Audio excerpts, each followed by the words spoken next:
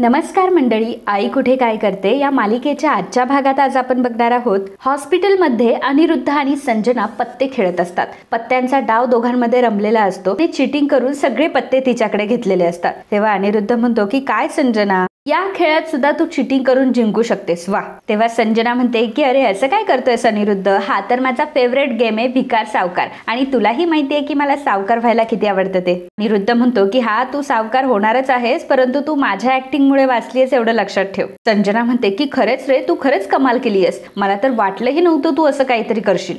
तुझ्या कामासाठी आहे ना, तुला खरंच अवॉर्ड भेटला पाहिजे. अनिरुद्ध म्हणतो की हो, मग ते काय एवढं सोपं आहे का? त्याच्यासाठी एवढी मेहनत करावी लागते, स्क्रिप्ट लिहावी लागते, नाहीतर मग सगळ्यांना आपल्यावर संशय येईल. तेव्हा संजना म्हणते की हो रे, बरोबर आहे तुझं, पण मला सांग ना, आपण घरी कधी जायचंय? मला फक्त ना घरी गेल्यावर अरुंधतीचा चेहरा बघायचाय. तिने तर मला हाताला धरून घराबाहेर काढले ना. आता बघच मी घरी गेल्यावर अरुंधतीला कसं खाली दाखवते ते. अनिरुद्ध म्हणतो की घे घे, तुझ्या सगळ्या इच्छा पूर्ण करून घे. आज आपल्याला घरी जाता येतंय की नाही ते बघतो, आणि अभिशी मी बोललोय सुद्धा. संजना म्हणते की आता तर खूप मजा येणार आहे. समृद्धीमधून आपल्याला कोणीही घराबाहेर काढू शकत नाही. आता पैसाही आपलाच राहणार आहे आणि घरही आपलंच राहणार आहे. अनिरुद्ध संजनाला म्हणतो की पैसा म्हणजे कुठला पैसा? संजना म्हणते की अरे, अरुंधतीने तुला तो चेक नाही दिलाय का आपल्याला? मग तू एक काम कर, तो चेक लवकरात लवकर बँकेत डिपॉझिट कर, म्हणजे घरही आपलं आणि पैसाही आपला. अनिरुद्ध म्हणतो की ती अरुंधती एवढी पण वेडी नाहीये जितकी तू समजते ते. तेव्हा संजना म्हणते की हो रे, आपण समृद्धीमध्ये कायमचे राहणार आहे, आपण तिला सांगायला जाणार आहोत का? त्यामुळे आपण पैसे सुद्धा घ्यायचे आणि समृद्धीवरचा क्लेमही सोडायचा नाही. अनिरुद्ध म्हणतो की संजना, तू फार ग्रेडी होत चालली हा, स्वतःवर जरा कंट्रोल ठेव. आपल्याला समृद्धीमध्ये जायला भेटते ना, हीच खूप मोठी गोष्ट आहे. तेव्हा संजना म्हणते की काय अनिरुद्ध, तू दारात आलेल्या लक्ष्मीला लाथडतोय? अनिरुद्ध म्हणतो की ठीक आहे, मग आपण ना समृद्धीमध्ये जायलाच नको. आपली दुसरीकडे कुठे काही सोय होते का ते मी बघतो. संजना म्हणते की बरं ठीक आहे, आपण नको घ्यायला ते पैसे, आपल्याला समृद्धीमध्ये राहायला भेटते तेच खूप आहे. अनिरुद्ध म्हणतो की आता कसं, आता तुझी टर्न आहे, तू खेळ. संजना म्हणते की टर्न तर माझीच आहे, फक्त खेळ आता समृद्धीमध्ये रंगेल. तेवढ्यातच कांचन आणि आप्पा तिथे येतात. संजना लगेचच पत्ते आता ब्लँकेट खाली लपवते. कांचन आता अनिरुद्धकडे आलेली असते. अनिरुद्धला ती म्हणत असते की अनिरुद्ध, असं कसं झालं रे? संजनाच्या डोळ्यात लगेचच अश्रू येतात आणि म्हणते की अहो आई, हे सगळं ना त्या अरुंधतीमुळे झालंय, तिच्यामुळे आम्हाला हे सगळं करावं लागलंय. सॉरी, तिने आम्हाला घर सोडून जायला लागलं म्हणून अनिरुद्धला एवढा मोठा धक्का बसला. अनिरुद्धला अटॅक आला आणि मी अनिरुद्धला असं अजिबात नाही बघू शकत. आप्पा अहो, तुम्हाला खरंच सांगते, मी अनिरुद्धला असं नाही बघू शकत. कांचन म्हणते की अनिरुद्ध, अरे तुझ्यासोबत असं कसं काय झालं रे? अनिरुद्ध म्हणतो की जाऊ दे आई, आता जे व्हायचं होतं ते होऊन गेलं. आता आप्पांना मात्र अनिरुद्धवर डाऊट होत असतो. आप्पा अनिरुद्धला म्हणतात की अनिरुद्ध, तुला हार्ट अटॅक आला होता ना? तेव्हा अनिरुद्ध म्हणतो की हो आप्पा. आप्पा म्हणतात की मग हार्ट अटॅक जर तुला आला होता तर इथे कुठलेही हॉस्पिटलमध्ये मला मॉनिटर तुझ्या वॉर्डमध्ये दिसत नाहीये. नाही म्हणजे त्यांनी तुला तपासायला हवं ना, आणि सगळ्या काही गोष्टी व्यवस्थित चेक. अनिरुद्ध म्हणतो की आप्पा हो, मला अभि लवकरात लवकर इथे घेऊन आला ते बरं झालं, नाहीतर आज काय होऊन बसलं असतं काय माहिती. तेव्हा कांचन म्हणते की नाही रे, असं बोलू नकोस, वैरावर सुद्धा अशी वेळ कधी येऊ नये. संजना म्हणते की हो ना आप्पा, आणि एवढं तर बरं झालं की अनिरुद्धला माइल्ड हार्ट अटॅक होता. तेव्हा आप्पा म्हणतात की पण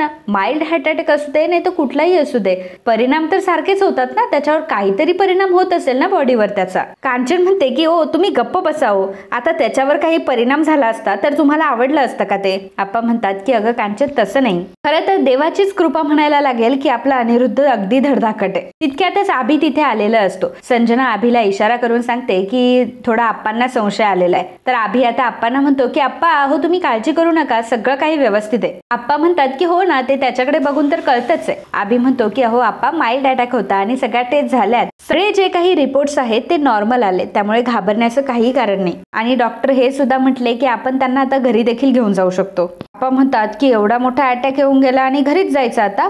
तेव्हा अभि म्हणतो की नाही म्हणजे आप्पा, डॉक्टरने माझ्या ऑब्झर्वेशन खाली ठेवायला सांगितले. आता मी डॉक्टर आहे, त्यामुळे घरी जायला काही प्रॉब्लेम नाही. मला असं वाटतं की लवकरात लवकर त्यांनी घरी जायला पाहिजे. आप्पा म्हणतात की हो अभि, बरोबर आहे तुझं. मग अनिरुद्ध, कुठे जायचं ठरवलंयस तू? नाही म्हणजे काही सोय वगैरे बघितली आहेस का तू? तेव्हा कांचन म्हणते की अहो काय बोलताय तुम्ही हे, आणि आपण त्याला आता आपल्या घरी घेऊन जाणार आहोत, आता कुठे जाईल तो? बघा, ते घर त्याचं सुद्धा आहे. तेव्हा अनिरुद्ध आता कांचनचा हात हातात घेऊन कांचनला म्हणत असतो की thank you so much I. Kanchan त्याला म्हणते की अरे थँक्यू कशाला म्हणतोयस, ते तुझं घर आहे, तुझ्या हक्काचं घर आहे. अरे अरुंधती, ती कोण आहे तुला घराबाहेर काढणारी? हे बघ, तू जास्त ताण घेऊ नकोस या सगळ्या गोष्टींचा. अभि म्हणतो की हो बाबा, तुम्ही आता अजिबात स्ट्रेस घेऊ नका, तुम्हाला आरामाची फार गरज आहे. तुम्ही आता फक्त विचार करू नका आणि शांत राहा. अंजना म्हणते की हो अनिरुद्ध, मी घरी गेल्यावर तुझी अगदी छान काळजी घेईल. कांचन म्हणते की हो, तुझे सगळेजण काळजी घेतील. माझा अनिरुद्ध थोडक्यात वाचलाय. अनिरुद्ध, आता तू मला सोडून कुठेही जायचं नाही आणि मी सुद्धा तुला सोडून कुठेही जाणार नाही. तू मला तसं वचनच दे. अनिरुद्धला तर हेच हवं असतं. अनिरुद्ध आता कांचनला तसं वचन देतो. इकडे आप्पा हे एकटेच उभे असतात, विचार करत बसलेले असतात. त्याचवेळी तिथे यश येतो आणि आप्पांना विचारतो की आप्पा काय झालंय? म्हणजे मी हॉस्पिटलमध्ये आल्यापासून तुम्हाला ऑब्झर्व करतोय की तुम्ही मला थोडेसे वेगळे वाटताय. तुम्हाला बाबांच्या तब्येतीचं टेन्शन आलंय का? तेव्हा आप्पा म्हणतात की नाही रे, तो तर अगदी ठणठणीत आहे असं म्हटलं तर, आणि उद्याच ते घरी येणार आहे. यश म्हणतो की काय, उद्या घरी येणार आहे? एवढ्या लवकर डिस्चार्ज कसा काय भेटला? आप्पा म्हणतात की यश, अरे मलाही त्याच गोष्टीचं खूप आश्चर्य वाटतंय. आता अभि म्हटला की अनिरुद्धला आलेला अटॅक हा छोटा होता आणि अभि उद्या स्वतःच्या जबाबदारीवर त्याला घरी आणतोय. यश म्हणतो की हा, तसं जर झालं तर बरंच होईल ना, घरी ते लवकर रिकवर होतील. आप्पा म्हणतात की यश, अनिरुद्ध माझा मुलगा आहे, त्याच्यावर कुठलंही संकट येऊ नये असंच मला वाटतं. तो जर इतका पटकन बरा झाला असेल ना तर बरंच आहे, परंतु मला यात काहीतरी गडबड वाटते. तर यश म्हणतो की म्हणजे आप्पा तुम्हाला काय म्हणायचंय? तेव्हा आप्पा म्हणतात की मला असं वाटतं की संजना आणि अनिरुद्धने केलेलं हे एक नाटक आहे. कदाचित फक्त या घरात राहण्यासाठी त्यांनी हे सगळं केलं असेल. आणि आपल्याला तर एक गोष्ट माहितीये की स्वार्थ साधण्यासाठी ते लोक कुठल्याही तऱ्हेला जाऊ शकतात. अरे इथे राहण्यासाठी त्यांना दुसरा कुठलाही पर्याय नव्हता आणि त्यामुळेच अनिरुद्धने हार्ट अटॅक आल्याची नाटकं केली आहे. यश म्हणतो की अहो आप्पा, मला सुद्धा सेम वाटतंय. मी आईला हे सगळं सांगण्याचा प्रयत्न देखील केला, परंतु ती माझं ऐकतच नाहीये. तिला हे खरंच वाटत नाही. म्हणतात की अरे तिला कधी खरं पटणारच नाही. तिला असं वाटतं की सगळं जग तिच्यासारखंच खरंय. पण जगाचं कशाला, आपल्याच घरात असे दोन नमुनेत. यश म्हणतो की आता पुढे काय होतं काय माहिती, आता पुन्हा ते दोघं आपल्याच घरात राहायला येतील. आप्पा म्हणतात की हो, मलाही तीच शंका वाटते. मला असं वाटते की या घरामध्ये परत येण्यासाठी त्यांनी ते नाटक रचलेलं असावं. संजना आणि अनिरुद्ध खूप हुशार आहे. त्यांना माहिती आहे की या घराची किंमत दिवसेंदिवस वाढत जाणार आहे आणि आता त्यांना त्यांच्या हिश्श्याचे जे काही पैसे भेटले ते फार कमी आहे. यश म्हणतो की पण अहो पीटर, याला काय अर्थ आहे? म्हणजे हे तेच म्हणतात की आम्हाला पैसे मिळाले पाहिजे आमच्या हिश्श्याचे, आणि जेव्हा त्यांना पैसे दिले जातात तेव्हा म्हणतात की आम्हाला नाही पाहिजे पैसे. आप्पा म्हणतात की तुला खरं सांगू का, जेव्हा त्यांनी हे घर सोडून जाण्याची अट घातली ना तेव्हाच तिथे ते फसले. त्यांना असं वाटलं होतं की अरुंधती एका महिन्याच्या आत एवढा पैसा उभा करू शकणार नाही आणि त्यामुळे त्यांना हे घर इझिली गिळंकृत करता येईल. पण अरुंधतीने मात्र त्यांच्या सगळ्या इच्छांवर पाणी फेरलं आणि जी अशक्य गोष्ट होती ती शक्य करून दाखवली. त्यामुळे आता त्यांच्याकडे दुसरा कुठलाही पर्याय उरला नाही आणि म्हणून त्यांनी असं डोकं चालवलंय. यश म्हणतो की मला त्या संजनाचं काही खरंच वाटत नाही. या घरामध्ये राहण्यासाठी ती अगदी काहीही करू शकते. कांचन तिथे आलेली असते आणि ती ह्या दोघांचं बोलणं आता ऐकत असते. आप्पा म्हणत असतात की अरे फक्त संजनाच नाही तर अनिरुद्ध काय धुतल्या तांदळाचा नाहीये, अनिरुद्ध काहीही करू शकतो. तेव्हा कांचन म्हणते की हो काय बोलताय तुम्ही, या घरामध्ये राहण्यासाठी अनिरुद्धला काहीही करण्याची काय गरज आहे, हे त्याचंच घर आहे. आणि हे बघा, मी त्याची आई आहे. त्याच्या अशा परिस्थितीत मी त्याला कुठेही जाऊ देणार नाही. मला माझा मुलगा माझ्या डोळ्यासमोर हवाय आणि त्याला कुठल्याही प्रकारचा त्रास व्हायला नकोय आणि त्याला त्रास होईल अशी कुठलीही व्यक्ती त्याच्या आजूबाजूलाही फिरकता कामा नये. आणि ही गोष्ट ना तुम्ही तुमच्या लाडक्या मुलीला सांगा. तेव्हा आप्पा म्हणतात की याचा अर्थ तू अरुंधतीला अडवणार? कांचन म्हणते की हो, कारण माझ्या मुलाला जर त्रास होणार असेल तर नक्की अडवेल. सकाळी सकाळी अभि अनघाला म्हणत असतो की अनघा, आम्हाला पटकन ब्रेकफास्ट दे. बस तिथे तो अभिला विचारतो की अभि, बाबा कसे आहेत? तेव्हा अभि म्हणतो की तुला कधीपासून बाबांची काळजी एवढी वाटायला लागली? तूच तर काल बाबांची बॅग भरून त्यांना घराबाहेर काढायला निघाला होता, मग आज अचानक तुला असा पुळका कसा काय आला? यश म्हणतो की हे बघ अभि, बाबांबद्दल काळजी आणि प्रेम मलाही वाटतं, पण बाबा आणि संजना जे काही वागले ते अतिशय चुकीचं होतं. आप्पांच्या आणि आजीच्या अगदी खोट्या सह्या करण्यापासून त्यांनी प्रयत्न केलेत. अभि म्हणतो की मग आप्पा नाही का आडमुठेपणा करत, आणि मी म्हणतो की या घरामध्ये काय राहिलंय, काय प्रॉब्लेम आहे? ह्या घराच्या ऐवजी जर एक अख्खा मोठा टॉवर उभा राहिला तर? यश म्हणतो की अभि, पहिल्यांदा हे घर आप्पांचं आहे आणि आप्पांचं म्हणणं नसेल हे घर पाडायचं तर त्यांना कोणीही थांबू शकत नाही. अभि म्हणतो की हॅलो, हे घर फक्त आप्पांचं नाहीये, वडिलोपार्जित घर आहे, त्यामुळे सगळ्यांना जे वाटतं तेच व्हायला पाहिजे. असं जर प्रत्येकाचं मन जपायला लागलं तर कधीच काही व्हायचं नाही आणि बाबांचा डिसिजन एकदम ओके होता. यश म्हणतो की अच्छा, मग त्यांना त्यांच्या हिस्स्याचे पैसे भेटल्यानंतर ते हे घर सोडून निघून जातील असा त्यांचा डिसिजन पण होता. मग आता काय प्रॉब्लेम आहे? तेव्हा अभि चिडतो आणि म्हणतो की बस झालं तुझं. काय प्रॉब्लेम आहे रे तुझा? मला माहिती आहे की तुझं पहिल्यापासून लहानपणापासून हेच आहे. तुला बाबांविषयी कायम तिरस्कार वाटत गेलाय आणि आईविषयी कळवळा. सारखा तू तिचा पदर धरून उभा असतोस आणि किती रागराग करतो रे तू त्यांचा. बघ तुझ्या आणि आईच्या अशा वागण्यामुळेच बाबा असे विचित्र वागायला लागले.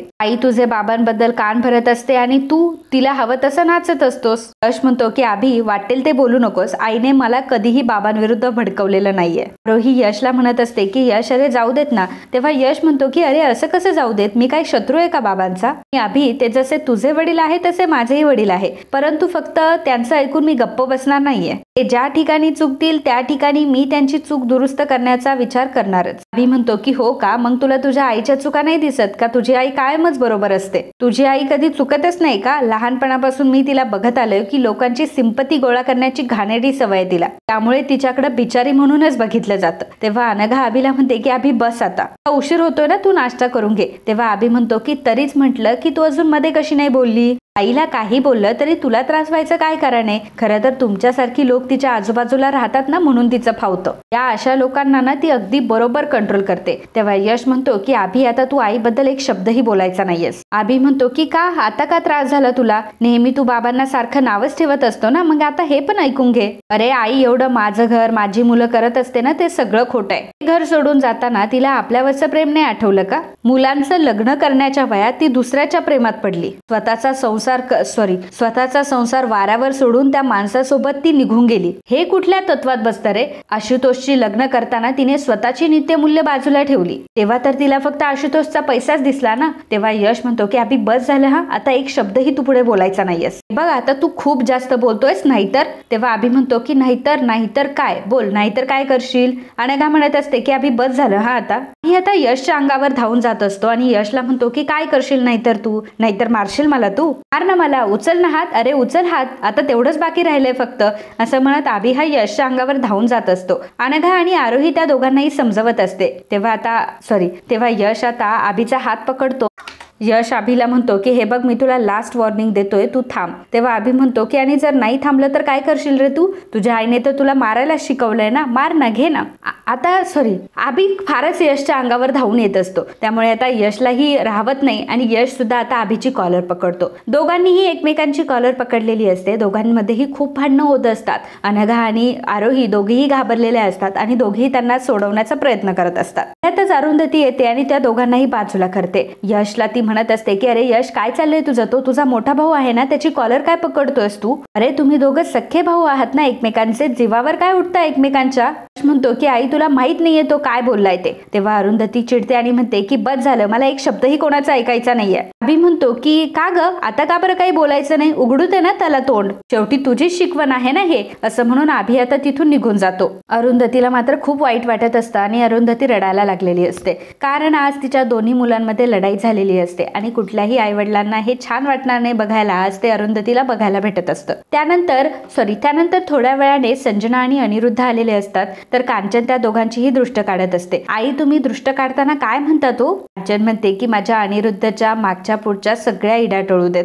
जर कोणाची वाईट नजर लागली असेल तर ती निघून जाऊ देत. संजना आता अरुंधतीकडे बघून म्हणत असते की आई अनिरुद्धला वाईट नजर लावणाऱ्याची नजरच जाऊ दे असं म्हणा तुम्ही. आता बघूयात ना की कोणाची इडापिडा अनिरुद्धला त्रास देते ते. कांचन अनघाला सांगते की अनघा जा आरतीचं ताट घेऊन ये. आता अनघा ही आरतीचं ताट घेऊन आलेली असते. कांचन अनघाला सांगते की ओवाळ त्या दोघांना. तेव्हा संजना म्हणते की थांबा आई, मला असं वाटतं की आज अरुंधतीलाच आम्हाला दोघांना ओवाळू द्यात. अरुंधती, ज्या हाताने तू आम्हाला घराबाहेर काढले त्याच हाताने आता आरतीचं ताट घे, आम्हाला दोघांनाही ओवाळ आणि मानाने आम्हाला दोघांनाही या घरामध्ये घे. अरुंधती काय घेतेस ना आम्हाला घरामध्ये? आता तू ओवाळल्यानंतरच अनिरुद्ध या घरामध्ये पाऊल ठेवणार आहे. हो, अनिरुद्धचं सुद्धा हेच मत आहे. आणि काय हो आई, तुम्हाला अनिरुद्ध या घरामध्ये हवाय की नकोय? कांचन म्हणते की नाही अनिरुद्ध कुठेच जाणार. कांचन म्हणते की नाही अनिरुद्ध कुठेच जाणार नाही, तो इथेच राहणार आहे या घरामध्ये. कांचन आता अरुंधतीलाच म्हणत असते की अरुंधती, अगं त्यांची इच्छा आहे ना की तू त्यांना ओवाळावं म्हणून, तर ओवाळ ना त्या दोघांना. यश अरुंधतीला म्हणतो की नाही आई, त्याची काहीच गरज नाहीये. तेव्हा अरुंधती म्हणते की असू देत यश. अरुंधती आरतीचं ताट घेऊन आता त्या दोघांसमोरही उभी असते. तेव्हा संजना म्हणते की काय ग अरुंधती, ओवाळतीयस ना आम्हाला? अरुंधती त्या दोघांनाही ओवाळते, परंतु ते दृश्य बघून ते कोणालाच आवडलेलं नसतं. अरुंधती आता ओवाळून तिथून बाजूला होते, तर कांचन म्हणते की चला आता आतमध्ये या. तेव्हा संजना म्हणते की असं कसं आई, तुम्ही आम्हाला फार प्रेमाने बोलावताय हो. जिने आम्हाला हाताला धरून घराबाहेर काढलं, आज तिने आम्हाला हाताला धरून घरामध्ये पण घेतलं पाहिजे ना. संजनाचं ते बोलणं ऐकून अरुंधतीला मात्र फार राग येत असतो आणि त्यापेक्षाही जास्त यशला. तर मित्रांनो, आजचा हा भाग इथे संपतो. पुढील भागात आपल्याला बघायला मिळणार आहे. आरोही कांचनला म्हणते की आजी, तुम्ही आमची मंगळागौर उद्याच करताय असं आईंना सांगाल ना. कांचन काहीही न बोलता तिथून निघून जाते. तेव्हा आरोही अनघाला म्हणते की आजी तर काहीच बोलल्या नाही, मला असं वाटतंय की त्या आईंना नाही सांगणार. तर संजना आता सगळ्यांसमोर तिने दिलेला चेक पुन्हा अरुंधतीला परत करते आणि म्हणते की सगळ्यांसमोर मी हा चेक तुला परत करते. कांचन मोठी अनाउन्समेंट करते की इथून पुढे संजना आणि अनिरुद्ध कायमचे याच घरात राहतील. मला या घरात कुठलाही क्लेश नकोय आणि क्लेश करणारी माणसेही नकोय असं म्हणून अरुंधतीकडे ती बघत असते. तेव्हा अरुंधतीला फार वाईट वाटत असतं, कारण ज्या घरासाठी तिने केलेलं असतं, ज्या आप्पांसाठी आणि ज्या आजीसाठी तिने हे सगळं केलेलं असतं, तीच आता कांचन असं म्हणत असते की घरात क्लेश करणारी माणसं नकोय. खरं तर अरुंधती क्लेश कमी करण्याचा प्रयत्न करत होती, परंतु कांचनने असं स्टेटमेंट दिल्यामुळे सगळ्यांनाच त्या गोष्टीचा खूप धक्का बसतो. मित्रांनो, आजच्या या भागाबद्दल तुमचं काय मत आहे आम्हाला नक्कीच कळवा. And if you like my video please do subscribe.